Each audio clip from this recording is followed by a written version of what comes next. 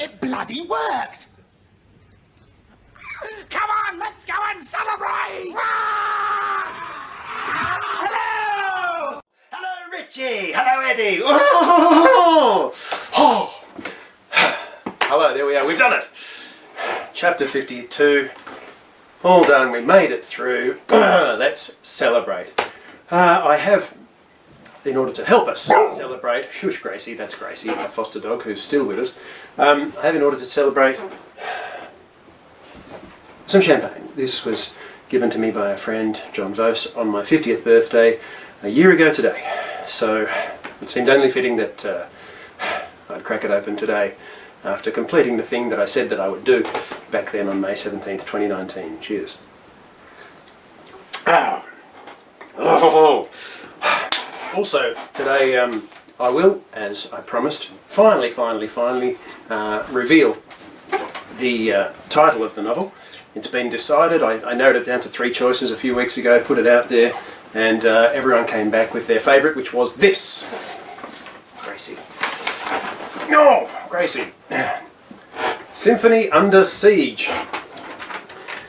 What a dramatic announcement, being interrupted by the dog jumping on my lap. Symphony Under Siege will be the name of the novel, and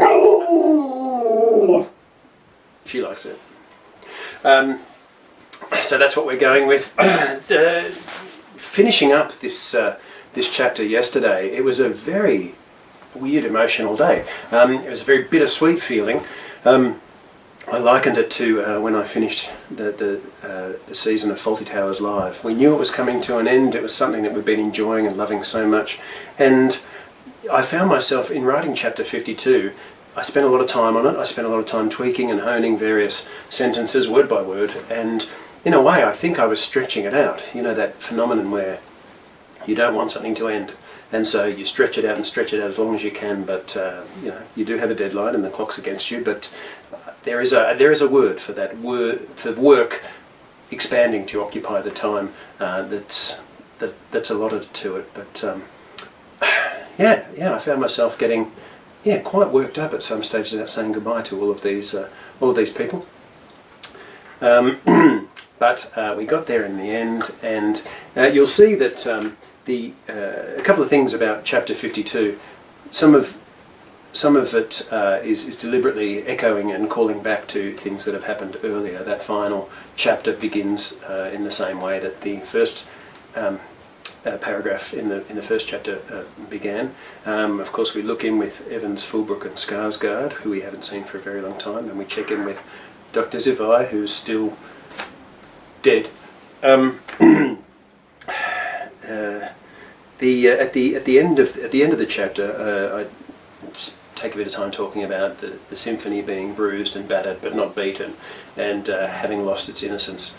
That was intended to be a metaphor for not just the ship, but all of its occupants as well, struggling to find a new way forward, and of course referring to the crew as waiters and maids, and pirates. Waiters and maids was the disparaging term that Salazar kept using for the symphony crew earlier in the novel. So I was just trying to work in a few little callbacks to things that had happened earlier on, and little moments and echoes of what had happened earlier. Couldn't resist slipping in a quote from Withnail and I, when Evans, Fullbrook and Skarsgård are celebrating their newfound wealth. The line, "The finest wines available to humanity," is of course from Withnail and I. Little Easter egg for you there.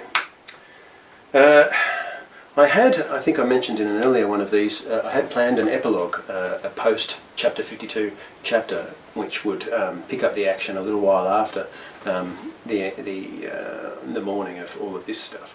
But as it panned out, there wasn't enough story for the epilogue, and the big revelation that was going to be in the epilogue was the fact that Lightfoot and Ms. Aronson and Mr. O'Barra had faked the symphony's death, and thereby giving our new blended crew carte blanche with this fabulous space cruiser as their own to go where they want and do what they want. but as it was, of course, I was able to work that into chapter 52.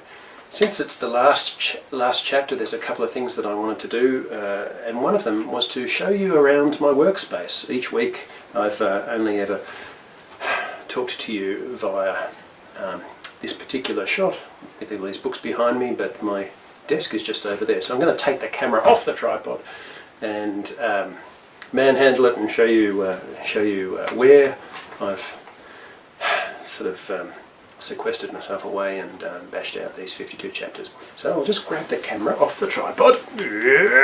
Yeah. So I'm behind the camera now. That's where I am not. So over here is my desk, and this is the computer, and I've got 3 screens there. Usually when I'm writing, there's one screen which has my Scrivener program in there, which I'm writing it in, and I've usually got the Thesaurus tab open, as well as all the previous chapters at thestephenhall.com/novel chapters. I wanted to show you this note that Lily, my daughter, wrote for me. Here we are, and it says, "You can do it. You're doing great. Keep going. Hi, Dad. Love, Lily. Nearly there." Lily wrote that at about chapter 4, so that was really nice of her. Down here, of course, is Gracie. Gracie. This is our foster dog, Gracie, who we've had for quite some time now. Gracie. She's riveted, as you can see. All right, so that's pretty much the workspace.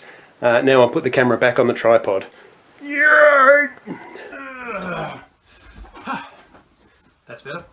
Well, we're coming to the end now. Thank you so much. One last point I wanted to make was the big revelation at the end there that Diana is in fact Salazar's mother was always built in. It wasn't something that presented itself along the way. I always, part of this story, quite apart from being a science fiction rollicking adventure with loads of cliffhangers and daring do, I wanted the heart of it to be the relationship of Salazar and his estranged mum. And I liked the idea of potentially mother and son going on amazing adventures together. This is born of, or perhaps a reference to, well, I'm going to dedicate this book to my mum, who died 6 years ago now, and sort of to, I don't know, I think she would have liked it, and just to all the adventures that I won't get to have with her. So there you go, that was my thinking there. Alright, I will be back with one more of these on the 17th of the 5th, which is my 51st birthday, which sort of brings the project full circle. You might be interested in this. 6 months ago I decided, I know what I'm going to do. I'm going to interview myself. I'm going to interview myself at the 6-month point and at the 12-month point. And so back in November I recorded me asking future me a whole bunch of questions, and between now and the 17th I'm going to record the future me's answers to them. I'm glad I had that idea, because one of the questions that I asked myself back 6 months ago, having no idea what would be happening in May of 2020, was, has there anything at all big in the outside world happened that sort of made its way into or had an effect on the novel? Not knowing that we'd be in the grips of a global pandemic, which unlike anything we've ever seen before. So yes, tune in on the 17th of May. It'll be on the YouTube channel. I will send out reminders, and if you would like a reminder and a sneak preview, not a sneak preview but an advanced look at that, please do consider signing up to the mailing list I've set up at author@thestephenhall.com. If you sign up, I'll never spam you, but if there are interesting things that I think you might dig, then I will send them to you. Alright, thank you so much once again for sticking with me this whole way, and really appreciate it, and consider joining up for the mailing list. Thank you so much. I hope you enjoyed the story.